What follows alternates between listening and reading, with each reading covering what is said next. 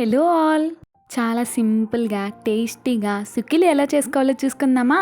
ముందుగా శనగపప్పుని శుభ్రంగా కడుక్కొని అవి నిండా నీటిలో మునిగేలాగా వాటర్ పోసుకొని ఉడికిచ్చేసుకోవడమే.